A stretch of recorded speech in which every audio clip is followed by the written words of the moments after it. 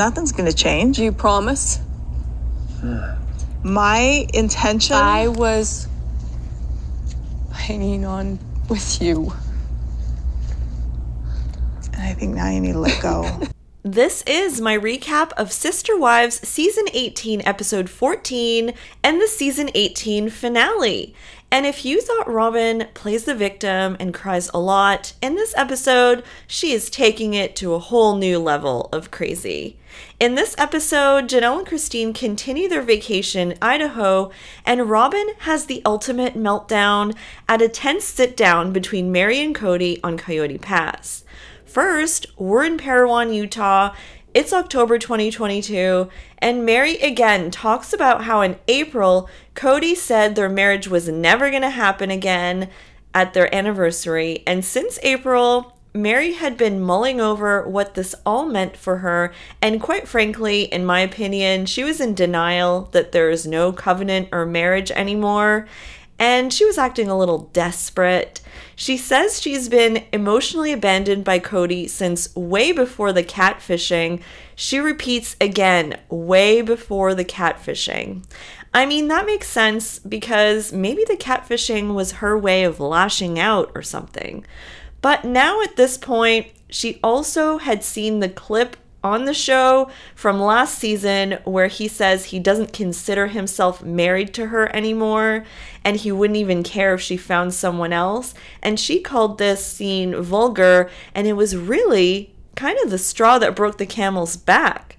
Christine says that she thinks it's disgusting how Cody is leading Meri on and how Robyn's like, stay with the family, stay with the family. Christine says, let that girl go. Meanwhile, in more lighthearted content, Janelle and Christine are still in Idaho with Christine's brothers. They talk a little bit about how their religion encouraged food storage and would say that the world was randomly going to end for some reason, which, not gonna lie, kind of sounds cultish. And so they still store food to this day. I feel like they've talked about this before, though. Have they? And Meri is coming to talk to Cody about the property, and this is going to be a big scene. He came in on a four-wheeler for some reason, and Robyn says the property just makes her ache. It's like a land of broken dreams, I guess. He wants Meri to go walk the property, and there's this whole segment about how Coyote Pass is totally unfair because Christine gave her property to Cody in exchange for the money from her house. And I have to call this out because when Christine talks about this, she says that she gave the property to the family. And Cody, when he talks about it, kind of says that she gave the land to him. Isn't that interesting? Just pointing that out here. So Robyn is apparently on for 4 acres. Cody gets 4 acres, but Meri only gets 2, and it's unclear who gave what money to buy the property and what's fair. But Meri says she deserves more property than what Cody thinks she deserves. Janelle is also stumped about why it's not equal, and they need to get some type of appraisal here. I mean, why would they even agree to this setup in the first place that makes no sense? They don't even know if it's really fair. And Cody uses the whole, I have 18 children and Meri only has 1, and she doesn't like to share resources. That's his excuse. Makes no sense because really, out of his 18 children, like, he's not around a lot of them all the time. Some of them have him blocked. I mean, they're not exactly coming over all the time. Robyn says, we don't know what the future holds. I may not be with Cody. I mean, she wants to hold on to her 4 acres and not be lumped in with Cody. So, I mean, I can understand that too. But they really are together, so they technically have 8. And Meri wonders if she could maybe have Christine's 2 acres, because then she would have 4 acres like the other wives.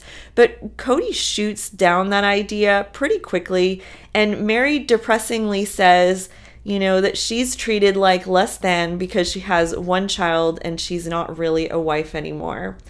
And yeah, this keeps coming up. It's like a theme on the show, how Meri feels like she can't have as much because she had less children, but it wasn't by choice. And they had agreed that she would always be treated equally, like in Vegas. In Vegas, Meri had the same size house, etc., but now suddenly it's an issue. So Christine and Janelle play ultimate frisbee at the brothers' house in Idaho, and they suck. They just are so bad. It's so sad to watch. Janelle admits maybe she threw a frisbee like once before. The brother ultimately did ask Christine what happened with Cody, and she said Cody said that he wasn't attracted to her. He didn't want his name to be on her house anymore. She lists different things that pushed her, but she left out the whole thing about him not wanting to be intimate anymore. Maybe that's like too much for the brother. Christine said that she took her life back and she's happy now.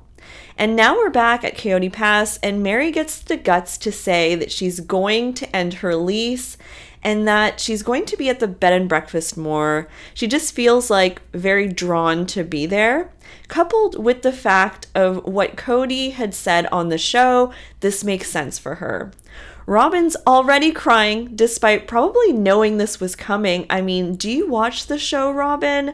Robyn wants to say, no, don't do this. But Meri knows this is the right thing to do, and whatever the emotion that someone else has is now irrelevant. Bravo, Meri. My problem is, didn't she already say this in her kitchen to Cody and Robyn this season? Is this a repeat? This doesn't seem like a bomb to me. Like, I knew she was ending her lease. Meri reiterates that this is also because of things Cody said, and he responds, why not make it about where we are and not about what I say? Like, pure BS statement. What does that even mean? Can someone say gaslighting? Also, they're nowhere. Like, where are they anyway? They're nowhere. Meri says that she had a good conversation the other day with Cody, apparently off camera, but they basically agreed to be friends. And Cody freaks out about Meri possibly putting blame on him for anything, and he deserves blame, but he's worried about it. He says, I'm trying to be honest without being a jackass. Well, that ship has sailed, Cody. Cody even is irritated by Robyn now trying to fix things with Meri. Even he is like, listen, I can't love her the way she wants to be loved. And Robyn says, I've always advocated for Cody in his relationships. As if this is like a badge of honor for her or something. She says it with such pride. Cody says, Meri, we can't have a marriage, but we can have something else. And Robyn bursts into tears. Not Meri, whose 36-year marriage is coming to an end in this scene. Robyn makes it about her. She says, I need to walk away. She says, how am I supposed to sit here and hear them decide this? And the irony is that she goes to the pond and just kind of stares there for a little while. Meri says that she's mad at Cody for not giving her what they promised each other. And I felt that when she said that. He did promise her. And Meri brought all these women in. She created this family. And this is where we are. It's kind of unbelievable. Robyn comes back and Meri says, I'm not going to force someone to act how they don't want to act. And Cody says, the act was easy. Cody admits that he was doing a performance as a husband. Yes, he actually said that. He's like, sorry, it wasn't an act. It was a performance. But that's basically the same thing. Act, performance, they're like synonyms of each other. Cody says, I'm not deciding this is over, but what you want doesn't work. He says he's trying to be fair, but also in his confessional, he says, I can fake it, but only if I need to. Robyn then says, I was hanging on with you. And Meri says it's not fair that I'm alone. Totally accurate. The whole hang on with me, okay? As if Robyn's life is hard. She's not even alone at all, like Meri. It's not apples to apples. Robyn and Meri say this is not what they want, and Cody's like, this is not what I want either. This appears to be the end of their plural marriage, I think. Meri says, I need to figure out how to be friends with my ex-husband's wife. And Cody leaves on his four-wheeler, Meri leaves, and Robyn stays there crying about plural marriage and wants to pray for peace and answers. She says, I'm looking at the mountains and thinking about when we came here and when we chose to be here and wanted to sit on a porch with my sister wives here on the property with our kids and grandkids looking at the mountains. I don't understand. Robyn is confused, sad, depressed, I don't know. She's going through all of it right now.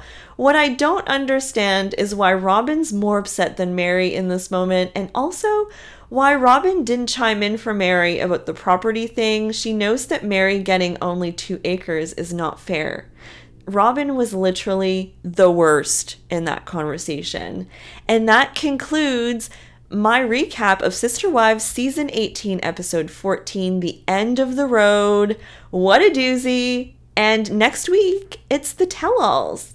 So I'll be back for that. Thanks so much. Bye, guys.